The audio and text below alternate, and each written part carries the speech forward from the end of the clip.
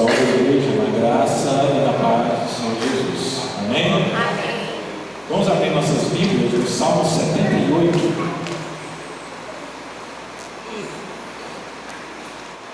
Amém? Amém. Diz assim a palavra de Deus. Salmo 78, 3 e 4. O que ouvimos e aprendemos, o que nos contaram os nossos pais, não o encobriremos aos nossos filhos. Contaremos à vindoura geração os louvores do Senhor e o seu poder e as maravilhas que fez. Vamos orar, feche os olhos comigo mais uma vez. Senhor Deus e Pai, nós te agradecemos, Senhor, por estarmos aqui reunidos em Teu nome e te agradecemos pela Tua palavra linda, Pai. E queremos lhe pedir, ó Pai, que o Santo Espírito nos auxilie a compreender a Tua Santa Palavra. Ó Senhor, fala aos nossos corações, nos instrui segundo o Teu querer, que a mensagem preparada pelo Senhor chegue aos nossos corações, fazendo uso do Teu poder, da Tua graça e do Teu Santo Espírito que atua em nós. Ó Pai, esteja conosco, em nome de Jesus Cristo, Seu Filho amado, nós lhe pedimos e agradecemos. Amém. Sempre há um momento de, costumo dizer, de pausa, enquanto a gente vai terminando um livro e começando o outro. Terminamos na semana passada a meditar sobre Esther, e assim eu gosto sempre de ter uma ou duas mensagens aí antes de entrarmos na nova sequência de pregações. E hoje eu trouxe o Salmo 78. Eu gosto de dar alguns detalhes, que é para a igreja também ir aprendendo a perceber algumas coisas, né? Hoje a gente faz o que é um pouco diferente do que a gente chama no seminário de pregação temática. O meu costume é pregar os irmãos sempre de forma expositiva. Então a gente vai no texto e fica ali somente nele. A pregação temática é quando o texto traz um tema e nós desenvolvemos esse tema. Então é um pouco adaptado e um pouco não costumeiro em muitas igrejas presbiterianas, mas no ano passado os nossos pastores faziam muito uso disso. E por que pregação temática? Os irmãos repararam que nós reportamos aí 2 versículos do Salmo 78. O Salmo 78 é um salmo de Asaf, de instrução ao povo de Deus. Então ele vai chamar a atenção do povo, dizer, olha, isso aqui é meio que uma introdução, nós vamos transmitir as verdades do Senhor. E do versículo 5 em diante, o salmo é um pouco longo, ele vai descrever ali as grandes feitos de Deus, lembrando das coisas magníficas que Deus tinha feito no seu povo, as libertações, como ele levantou o rei Davi, da saída do Egito, de Josué, José e tantos outros mais. E a história de Israel ela servia justamente para isso, para eles lembrarem, tudo ali era baseado em história. Quando nós lemos a Páscoa, que lembra lá quando Jesus, logo antes da crucificação, foi celebrado com os discípulos, os judeus celebravam todos os anos, que era para lembrar a libertação do Egito. Então eles contavam aquelas histórias. Era quando a família se reunia ao redor da mesa, e era um cerimonial da Páscoa que durava alguns dias, e à noite do dia de Páscoa, eles ficavam ali fechados somente na família, e era onde os pais, ele com seus filhos, eles contavam e recontavam essa história. E a Páscoa não é o único, tem várias e várias festividades, dentre elas a festa do Purim também, que nós vimos relatado no livro de Esther, outro grande livramento. E era disso que Asaf falava, quando ele dizia que nós devemos contar a próxima geração. E ele vai lembrar de várias histórias dessas.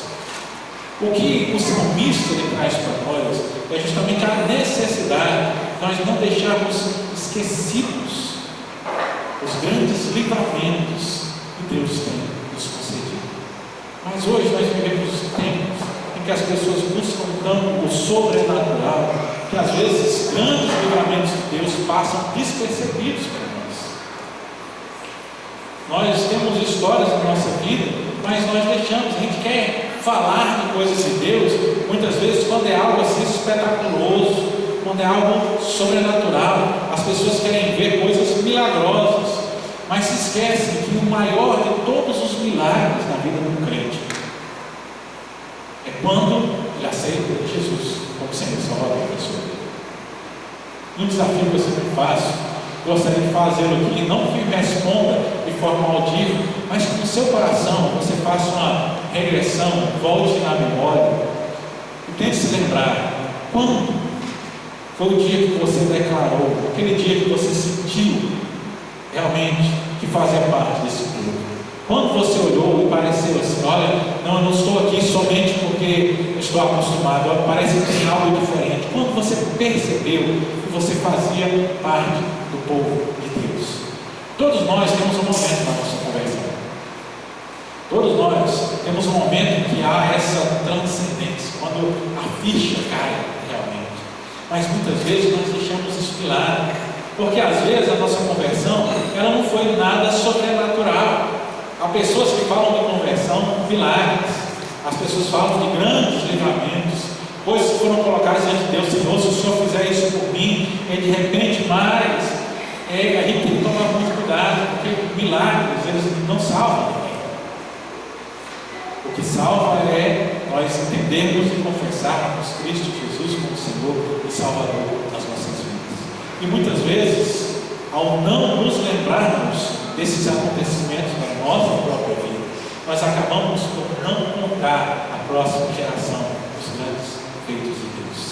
A gente fica lá lembrando, olha Davi, olha Daniel, foi colocado na cova dos leões, os leões não vão comer, olha Sadraque, Mesaque e Abednego, foram lançados na fornalha ardente, e o fogo não os queimou. Olha Elias, fez fogo descer do céu, e nós tentamos nos lembrar de grandes feitos, mas todos eles ficam muito distantes de nós. Eu costumo estudar na igreja e lembrar os grandes feitos mais recentes, às vezes lembrar de grandes evangelistas, aqueles homens que atravessaram o mar, chegaram aqui para pregar o evangelho, para que nós hoje pudéssemos aqui estar. Pessoas que deram suas vidas para transmitir a palavra de Deus, que foram afrontados, cuspidos. A nossa própria história recente, 160 e poucos anos, nossos primeiros missionários aí, reverendo Ashbel Ben Simon, reverendo Blackwood, então, que tinham seus dons colocados nos cachorros para afrontá-los, e eles encaravam aquilo como algo feito por causa do Evangelho. Então, talvez traga um pouco mais para perto de nós, grandes homens como eles, ou como o reverendo José Manuel da Conceição, homem que deu a vida, morreu na estrada, pregando o Evangelho. Eu falo isso para tentar trazer para mais perto. Mas mais perto ainda está a nossa própria vida. Porque se nós temos um momento em que entregamos a nossa vida a Cristo, esse é um grande momento. E não só esse é o maior de todos. Mas nós podemos encontrar na nossa vivência cristã, como servos de Deus, como membros de uma igreja, como pessoas que declaram a sua fé em Cristo Jesus de forma pública, momentos de livramentos que Deus nos dá, mas que muitas vezes ficam esquecidos por serem coisas comuns, corriqueiras, mas elas não são assim, corriqueiras, e não são ignoráveis. A palavra que chama é que são coisas que nós precisamos transmitir. E o grande desafio, esse salmo eu me lembrei dele, que uma vez eu peguei ele na igreja falando sobre uma conferência sobre família, justamente, é o desafio que esses versículos nos trazem de transmitir o Evangelho à próxima geração. E é algo que nós precisamos lembrar, porque a nossa vida tem ficado um pouco de lado nesse sentido. É obrigação nossa, como servos de Deus, transmitir o Evangelho para a próxima geração. E não só aos nossos filhos, mas também a outros que ainda não conhecem a palavra, mas parece que nós ficamos tão enclausurados. A gente acostumou a olhar a história de longe, e que ela aparece no nosso dia a dia, como os contos da carochinha, sabe aquelas histórias que contavam quando a gente era criança, e a gente conta, mas no fundo a gente é tudo história, não aconteceu de verdade. A gente fica com raiva dos personagens, vibra com outros, mas são histórias. O grande problema é quando a verdadeira história da palavra acaba soando aos nossos ouvidos como histórias simples e que não são verdadeiras. O salmista nos desafia aqui, é o desafio nós transmitirmos o Evangelho para a próxima geração. E ele nos destaca aqui em 3 pontos aí, divididos 2 no versículo de número 3, 1 no versículo de número 3 e 2 no versículo de número 4. A grande questão é que nós temos hoje, e talvez seja sintomático, a geração atual é uma das gerações mais desprendidas que pode haver. E eu não canso de lembrar dessa pesquisa, né? Que é uma pesquisa que fala que essa geração ela é a primeira geração que, em teste geral, ele tem um QI abaixo da geração anterior. E parece que a gente não percebe que é sintomático isso, é justamente porque é uma geração que ele não quer nada da geração anterior. Mas o salmista nos diz no versículo 3: olha, o que ouvimos e aprendemos, o que nos contaram os nossos pais. Ele está falando daquilo que foi aprendido, aquilo que a geração passada viveu. O desafio é transmitir esse conhecimento para a próxima geração. Só que o grande desafio é que essa próxima geração, ela é, segundo pesquisa, uma geração insegura. Em parte, porque os pais não têm permitido aos seus filhos passarem por frustrações. Se não tem frustração, não tem problema. E aí eu fico rindo sozinho em casa. A gente gosta de vez em quando você está ali passando os vídeos, né? E aí você vê algumas coisas e você sorri. Eu rio sozinho em casa. Sabe o que? Quando o pessoal tenta fazer graça. Você talvez já tenha visto isso, né? Dizendo assim, quando a pessoa vai falar, não, você nasceu em que ano? Ele fala 1900, ele já faz um negócio como se fosse na idade da pedra. Você já deve ter visto isso. O pessoal acha que tudo é muito antigo. Mas só em questão de tecnologia, isso eu gosto de desafiar, porque quando eu terminei meu segundo grau, eu fui para a área de eletrônica, a área de tecnologia, eu comecei a mexer com computação lá atrás. Então, se eu começasse a falar, por exemplo, quando eu comecei a mexer com computação, os nomes das memórias antes que existiam, a maioria não conhece sequer hoje o nome de nenhuma delas, ele acha que sempre foi daquele jeito. Mas a geração anterior, e não estou falando da minha geração, a geração anterior à minha, foi a geração que criou tudo aquilo que a gente tem de tecnologia hoje. O que a gente conseguiu agora foi só diminuir o tamanho. Mas toda a invenção real não foi nem a minha geração que fez, é a geração lá dos anos 70. Nada de hoje é novo. E ninguém cria mais nada novo. Justamente porque as pessoas elas não têm entendido. E o salmista desafia isso porque não é um problema de agora. Agora o sintoma ele é forte para nós percebermos. Mas o que acontece é que a gente precisa aprender com as gerações anteriores. O salmista diz o que nós ouvimos e aprendemos e o que os nossos pais nos contaram. Sempre foi assim. A geração mais nova sempre tentou romper a geração anterior. Mas para quem já passou dos 35, vai chegando aí perto dos 40, começa a perceber que é o seguinte: teve um tempo que você achava que seus pais não sabiam de nada. Agora você começa a perceber que eles sabem de alguma coisa. Depois que você passa dos 40, você vai perceber que eles sabiam das coisas e a gente não sabe de nada.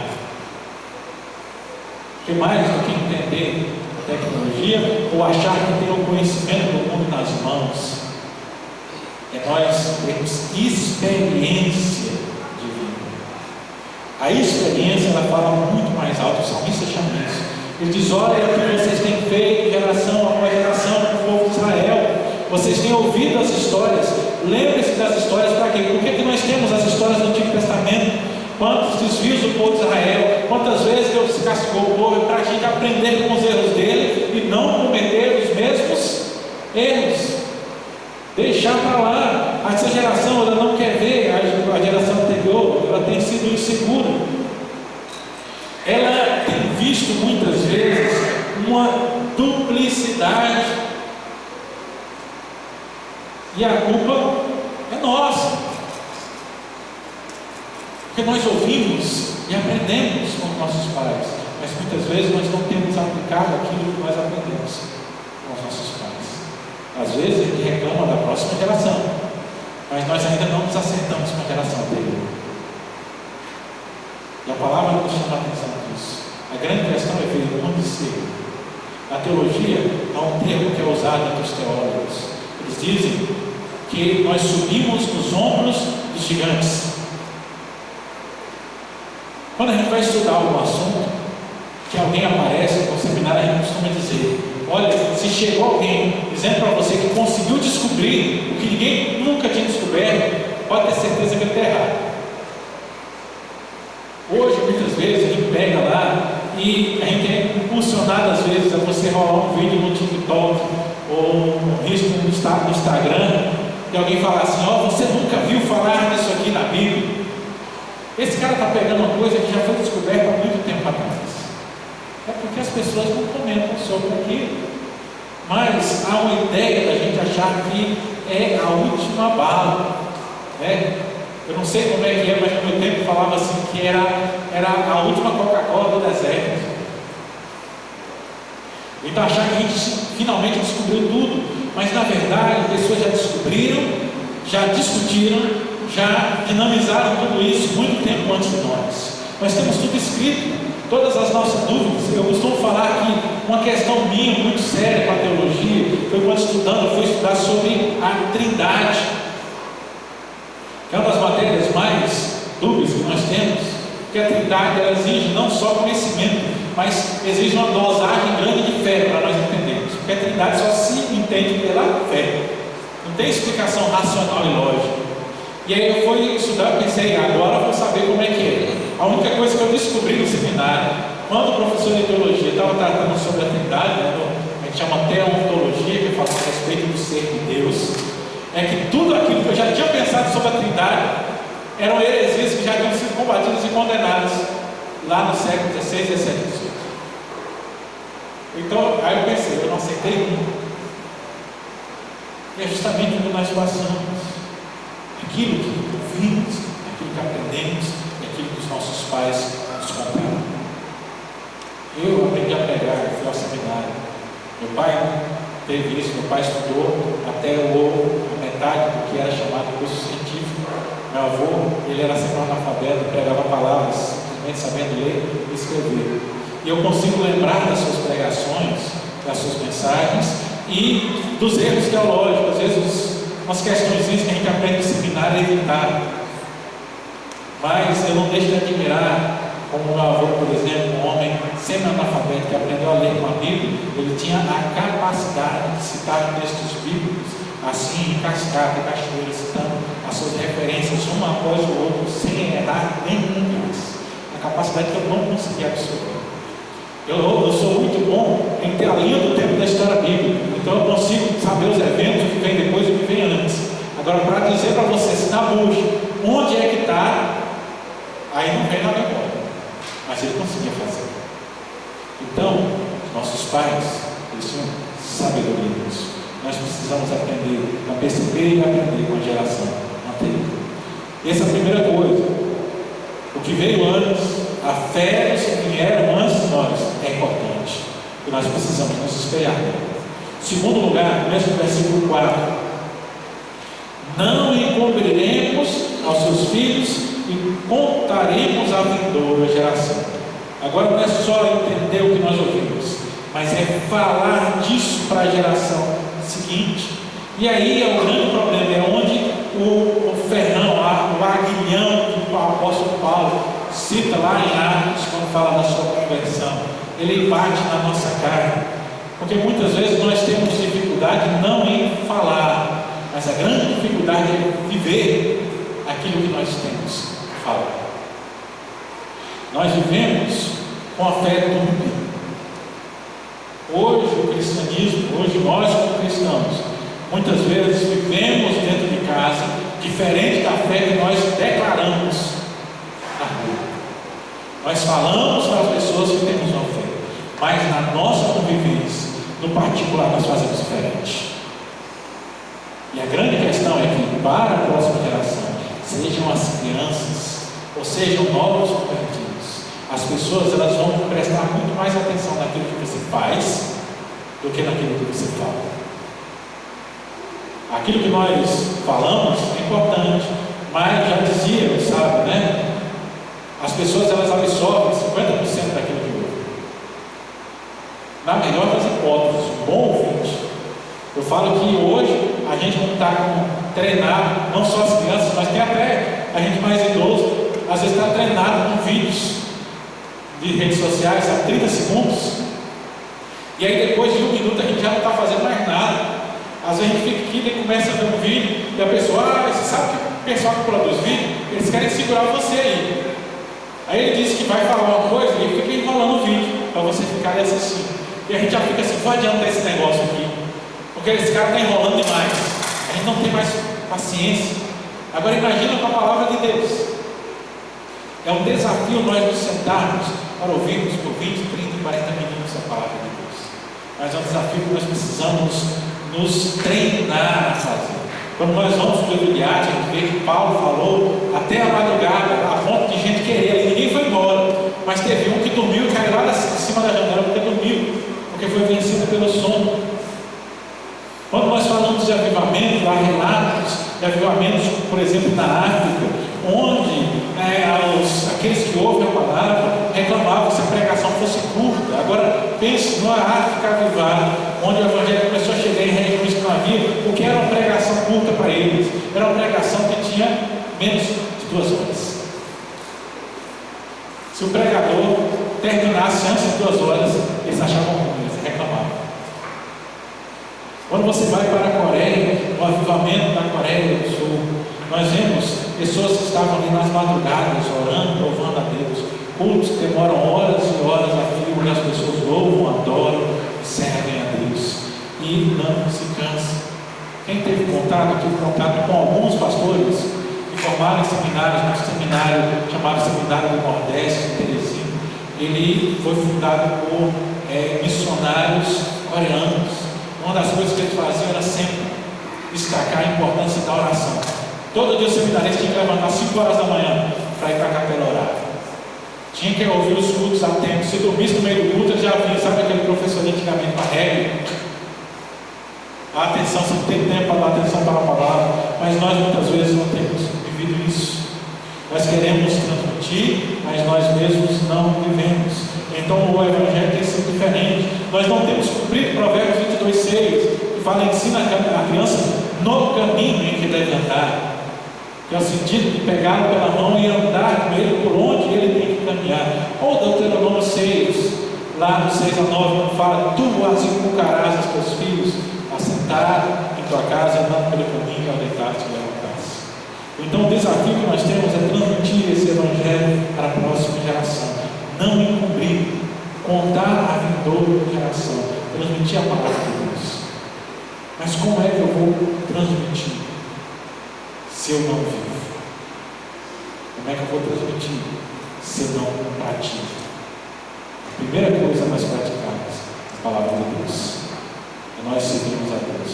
Há uma geração que está diante de nós querendo aprender com a palavra. Às vezes nós reclamamos, mas parte de nós o exemplo para isso. E o exemplo que eu falo não é só você pensar nos seus filhos pequenos, mas é exemplo para tudo. Às vezes, tem aquele sujeito da cidade que ele observa a sua vida quando você fala que é crente, e ele pensa no evangelho, mas às vezes ele não quer saber do que é igreja por causa de alguma coisa que está na sua prática que tem fechado seus olhos e colocar afastado do evangelho. Nós precisamos ser intencionais. Eu sempre gosto dessa palavra, porque o evangelho é intencional. Tudo aquilo que nós fazemos, tudo aquilo que nós vivemos é o testemunho do Senhor Jesus Cristo. Era isso que as árvores estavam fazendo aqui no Salmo 78, dizendo ao povo de Israel: lembrem-se lá, vejam o que vocês vivem, pratique a norma e a lei de Deus e transmita isso para a próxima geração. Eles precisam saber, eles precisam ouvir, ou então o evangelho será perdido. A gente precisa resgatar no nosso coração esse entendimento. A igreja presbiteriana de Alvorada não somos só nós. Há muitos que ainda estão aí fora. E se nós não olharmos para eles e não vivermos e falarmos do Senhor a eles, a igreja ela morre. E não acha que está tudo bem. A gente não pode achar que está tudo bem. A gente não pode achar que está do jeito que tem que estar. Se não houver renovação, se não houver novidades, se a gente não transmitir para mais ninguém, se a gente ficar parado, mesmado, trancado, não vai haver uma vindoura geração para ouvir a palavra de Deus. Isso não é só o pregador que tem que fazer. Mas isso é função de cada cristão que reside aqui nesse lugar.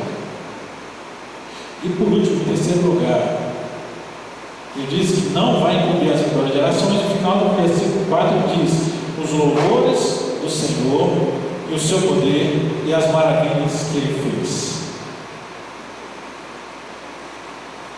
Aqui que é a grande questão. Como é que eu vou transmitir para as pessoas que o Senhor é grande, se eu vivo como se ele fosse pequeno? Como é que eu posso falar para as pessoas que Cristo salva, se eu vivo em pleno desespero na minha vida? Como é que eu vou falar para as pessoas que o Senhor tem poder para salvar, para curar, se eu mesmo me desespero em frente a qualquer problema, a qualquer dificuldade?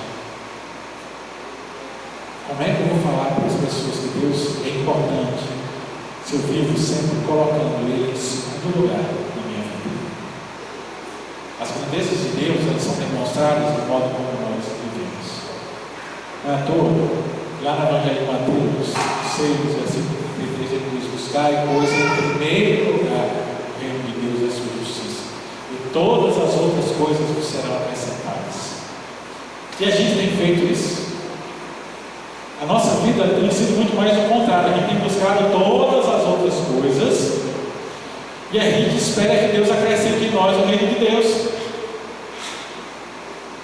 Não, como é que eu vou falar das maravilhas de Deus se eu não creio nessas maravilhas? Como eu vou falar do poder de Deus se eu duvido desse poder todo o tempo? Ou na palavra que eu gosto muito de uma frase que é dita pelo reverendo Samuel Vieira, uma série de pregações sobre o Salmo 37. Ele fala: a gente diz que confia em Deus, mas nós confiamos em Deus desconfiando. Eu sei que Deus vai fazer o melhor, mas será que Ele vai fazer mesmo? Será que Deus não está querendo me castigar? Não. A gente confia em Deus desconfiando. E aí, como é que eu vou falar dos louvores, das maravilhas do Senhor se eu desconfio de Deus? Mas aí os louvores aqui, que é a primeira palavra da segunda parte, aqui, conforme divide o versículo, né? Contaremos a vindoura geração os louvores do Senhor. Como é que eu vou contar sobre os louvores do Senhor, se eu mesmo no meu coração eu não tenho disposição para louvar a Deus? Eu não canto, eu não levanto as minhas mãos. Quando eu falar do Evangelho, meu coração não brilha com aquilo, né? Os irmãos estão cantando lá: pelo Senhor marchamos sim. A gente está ali com a cabeça baixa, assim, só esperando o tempo passar. Como é que eu vou falar das grandezas de Deus, se quando eu canto essas grandezas, porque a gente está aqui, a gente canta, porque a letra passa ali em cima? E aí vem a questão da geração. Eu me lembro, quando a gente não tinha acesso a essa tecnologia da igreja, que a gente tinha que saber as músicas, toda a letra. Mas a gente cantava aquilo com sentimento no coração. Então, quando a gente cantava pelo Senhor, marchamos sim, cantava no sentido que eu estava marchando mesmo. Quando eu cantava que eu vou adorar, quando eu cantava glorificar a Deus, eu estava fazendo aquilo no meu coração. Mas hoje nós muitas vezes temos deixado os louvores de Deus de lado. Nós temos deixado o poder de Deus de lado. Nós temos deixado as maravilhas de Deus de lado. Por quê? Porque isso não tem sido prioridade na nossa vida.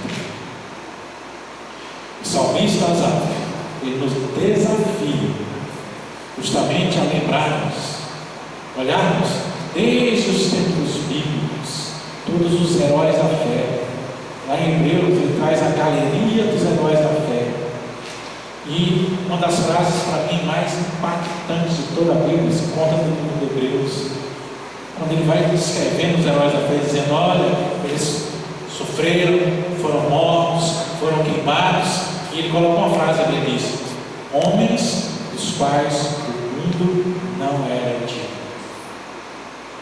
E eu faço a leitura de Hebreus não como falando de heróis simplesmente do passado, que viveram um tempo que não volta mais, porque muitas vezes nós fazemos isso, mas nas palavras de Asaf 78, eu quero justamente trazer isso para nós hoje, porque quando o autor de Hebreus ele fala homens dos quais o mundo não era digno, ele não está falando do passado, mas ele fala o que deve ser a vida de todo o crente. Então o objetivo da palavra é que nós vivamos o Evangelho também de forma plena, para que a gente esteja também naquela galeria quando chegarmos no céu. Porque eu desejo ser alguém do qual o mundo não é digno, porque só sendo alguém do qual o mundo não é digno, nós entramos no reino do céu. O mundo não é digno do crente, porque ele está destinado ao céu com Cristo. Se eu ficar colocando isso como distante, como longe a vida toda, não, isso aí foi para fulano, isso aí foi para ciclano, é isso, eu estou abdicando daquilo que pelo sangue de Jesus foi me dado. Eu preciso pegar o Evangelho e deixar de colocá-lo lá na fila do final da minha vida e trazê-lo para o começo, porque o Evangelho precisa estar em primeiro lugar, porque só colocando o Evangelho em primeiro lugar na minha vida eu vou poder transmitir para a próxima geração, eu vou poder contar não só aquilo que eu vivi, mas também aquilo que os nossos pais, avós, bisavós, geração após geração tem sido vivido para o desenvolvimento do Evangelho do Reino de Deus. Nós não estamos sós, nós fazemos parte de uma longa linhagem, não de sangue, não familiar, não de nomes e sobrenomes, mas a linhagem do Evangelho, que ele foi transmitido boca por boca, passado pessoa a pessoa, até chegar aos nossos ouvidos, até o momento que nós podemos dizer no coração: sim, eu aceito, eu quero esse Cristo, sim, eu quero servir a Deus, sim, eu entendi que eu preciso disso.